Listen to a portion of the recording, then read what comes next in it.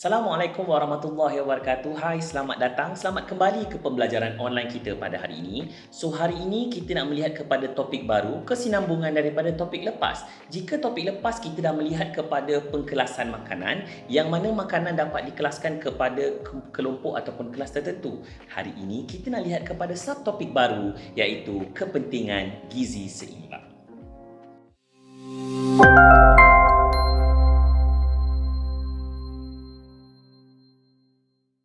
Okey, baiklah. Terlebih dahulu kita ingin lihat apakah yang dimaksudkan dengan gizi seimbang. Okey, gizi seimbang ni kita boleh definisikan, takrifkan sebagai pengambilan makanan mengikut ketujuh-tujuh kelas makanan yang kita dah belajar sebelum ini pada nisbah dan kadar yang betul. Okey, so maksudnya senang ceritalah, kita makan itu pada kuantiti dan nisbah yang betul. Kenapa kita perlukan gizi seimbang? Pertama, kerana untuk bekalkan tenaga pada tubuh kita. Ini adalah antara matlamat atau tujuan utama kita makan. Yang kedua, untuk pastikan badan kita mendapat nutrien yang cukup. Sebab dalam makanan kita kan kita dah belajar sebelum ini ada vitamin, ada mineral dan sebagainya. So, kadar pengambilan vitamin dan nutrien juga perlu pada kuantiti yang cukupi agar badan kita mendapat nutrien yang cukup. Dan yang ketiga, kita perlu memastikan kesihatan badan kita sentiasa berterusan. Sebab apa? Ramai orang cakap penyakit berasal daripada makanan. So, kita kena makan pada kuantiti yang betul. Itulah yang dinamakan sebagai gizi seimbang. Apabila kita bercerita tentang gizi seimbang ataupun senang cerita pengambilan makanan yang seimbang, sebenarnya ada banyak cara yang dicadangkan oleh pelbagai pihak, pelbagai pakar pemakanan, pihak-pihak pewajib dan sebagainya. Tetapi yang saya nak ceritakan pada hari ini ada dua. Apakah dia? Yang pertama ialah piramid makanan dan yang kedua kita panggil sebagai plate portion ataupun bahagian-bahagian pada pinggan. Okey? Okey, baiklah. Kita melihat kepada panduan pemakanan yang pertama, iaitu piramid makanan. Terlebih dahulu kita nak bincangkan apa itu piramid. Piramid ni biasalah kita tengok dalam TV yang dekat Mesir tu, yang makam Firaun, bentuk dia bentuk segitiga lah. So, piramid makanan ini adalah satu panduan pemakanan yang dicadangkan oleh pakar, yang mana makanan-makanan ataupun jenis makanan dibahagikan kepada tahap-tahap tertentu. So, tahap yang paling bawah sekali ialah makanan yang perlu untuk kita makan paling banyak. Biasanya, yang makanan yang kita perlu makan paling banyak ni adalah makanan yang membekalkan tenaga seperti nasi, roti, bijirin, ubi, kentang dan sebagainya. Okey. Beralih kepada level yang kedua. Level yang kedua ni kita perlu makan banyak. Kalau tadi makan lebih banyak, yang ni makan banyak, yang mana biasanya dia membekalkan juga nutrien lain yang penting. Apakah dia level kedua ni? Sayur-sayuran dan buah-buahan. Kenapa? Sebab dalam sayur-sayuran dan buah-buahan ini biasanya dia akan bekalkan vitamin, dia akan bekalkan mineral, dia akan bekalkan air, dan dalam masa yang sama dia bertindak sebagai pelawas. Beralih kepada level ketiga daripada bawah, iaitu level yang kita perlu makan pada kadar yang nak kata banyak tak banyak sangatlah, tapi pada kadar yang betul lah. So biasanya aras ini melibatkan makanan-makanan berprotein seperti susu, tahu, kentang, ayam, kentang pula.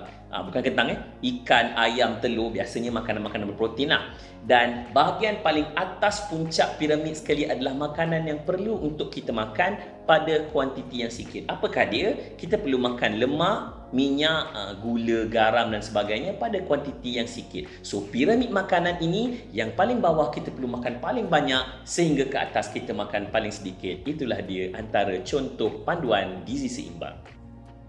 Panduan kedua yang selalu kita dengar berkenaan dengan pengambilan makanan yang seimbang adalah plate portion ataupun bahagian pada pinggan. Okay? So, plate portion ni yang biasa kita dengar, yang biasa dicadangkan oleh Kementerian Kesihatan Malaysia adalah suku-suku separuh. Apa suku-suku separuh ni? Maksudnya, dalam bahagian pinggan tu, suku kita peruntukkan kepada satu jenis makanan, suku kita peruntukkan kepada satu lagi jenis makanan, dan separuh kita peruntukkan kepada jenis makanan. Apakah dia? Suku untuk nasi, suku untuk protein, dan separuh untuk sayur-sayuran. So, kalau kita ikut panduan ini, insyaAllah dia juga satu panduan yang baik untuk memastikan kita memperoleh gizi yang seimbang. Okey, selain daripada panduan pemakanan yang berkenaan dengan piramid makanan, berkenaan dengan plate portion, kita juga boleh membuat satu pilihan yang bijak terhadap jenis-jenis makanan. Contoh, kalau selama ini kita makan nasi, mungkin kita boleh tukar dengan beras perang. Kalau kita makan roti putih yang biasa, kita boleh tukar dengan roti wholemeal dan sebagainya. So, kalau kita gunakan minyak, let's say minyak yang mempunyai kolesterol yang tinggi, kita boleh gantikan dengan minyak yang kolesterol rendah seperti minyak zaitun dan sebagainya. So, selain daripada panduan piramid makanan dan plate portion, pemilihan makanan juga adalah penting untuk memastikan kita memperoleh gizi seimbang. Okey, baiklah. Berbalik kepada tujuan asal. Kenapa kita makan? Kita makan untuk memperoleh tenaga. So, kalau kita bincangkan tentang tenaga, sebenarnya tenaga daripada makanan kita makan ini, kita dapat daripada 3 kelas yang paling utama. Apakah dia? Yang pertama adalah karbohidrat, yang kedua adalah protein, yang ketiga adalah lemak. Dan setiap kelas makanan ini sebenarnya membekalkan tenaga yang berbeza.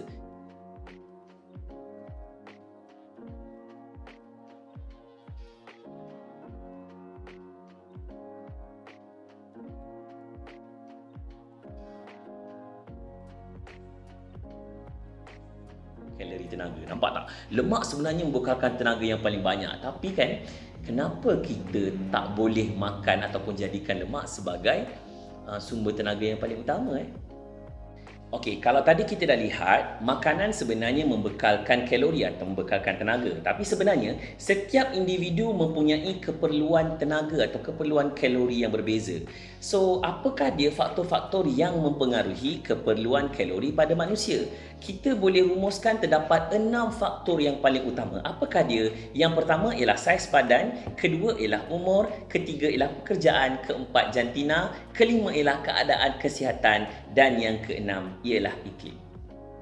Okey, faktor pertama ialah saiz badan. Okey, dari segi saiz badan, orang yang berbadan besar, sebabkan jisim badan dia besar, dia perlu jumlah tenaga yang lebih banyak. Tapi jaga-jaga biasanya kalau orang besar ni makan lagi banyak, makin gemuk jadi dia. So, kena kontrol makanan itu walaupun dia memerlukan tenaga yang banyak.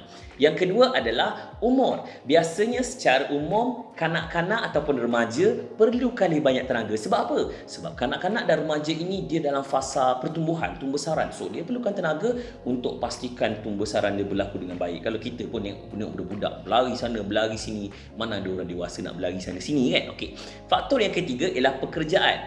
Kalau pekerjaan duduk kat pejabat kan, kita berhadapan dengan laptop dan sebagainya, kita sebenarnya tak memerlukan tenaga yang banyak berbanding dengan pekerja buruh binaan, tukang kat sampah ke, angkat barang ke dan sebagainya, mereka lebih perlukan tenaga lebih banyak.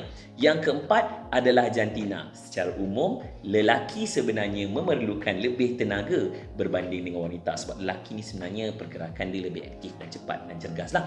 Yang seterusnya, yang kelima adalah keadaan kesihatan. Keadaan kesihatan ni biasanya orang-orang yang sakit, yang kat hospital yang tengah dirawat tu sebenarnya dia perlukan kuantiti makanan yang cukup sebab dia nak recover daripada kesakitan ataupun yalah dia tengah sakit kan. Dan yang terakhir sekali ialah iklim. So, disebabkan kawasan-kawasan yang sejuk, contoh kat kawasan dekat hemisfera utara, contoh orang Eskimo lah, dia tinggal dekat kawasan-kawasan yang sejuk tu kan, dia memerlukan tenaga yang lebih banyak berbanding dengan kita, warga Malaysia yang duduk kat kawasan khatulistiwa ni. Sebab itulah orang Eskimo dia suka makan yang lemak-lemak, haiwan yang macam ikan dekat tempat dia semua ada bahagian lemak, atau kerana lemak itu membekalkan tenaga kepada dia. So itulah dia 6 faktor yang mempengaruhi keperluan kalori mengikut individu.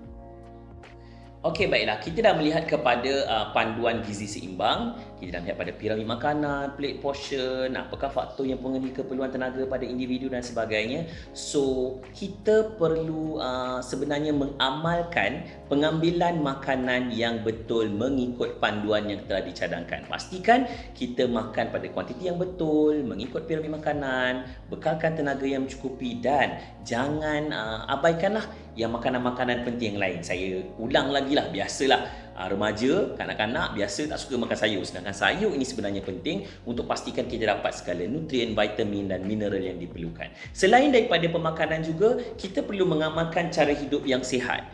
So, kalau dah makan, jangan makan je. Jangan jadi couch potato. Kita kena bersenamlah, mengamalkan kehidupan yang lebih aktif. Kerana apa? Kalau kita makan tidak ikut panduan makanan yang bagus dan kalau kita tidak bersenam, maka tak mustahil kita akan kita akan menghidap penyakit-penyakit yang berkaitan dengan kehidupan yang tidak seimbang ini atau tidak sihat ini. Apakah dia? Pertama, obesity ataupun kegendutan. Ini biasalah kita nampak makan banyak, tak banyak bergerak, kegemukan. Dan juga penyakit-penyakit yang lain seperti tekanan darah tinggi, kencing manis dan sebagainya. So, kita kena makan secara seimbang, amalkan kehidupan yang cergas dan sihat supaya kita sentiasa memperoleh manfaat dan berada dalam kesihatan yang cemerlang.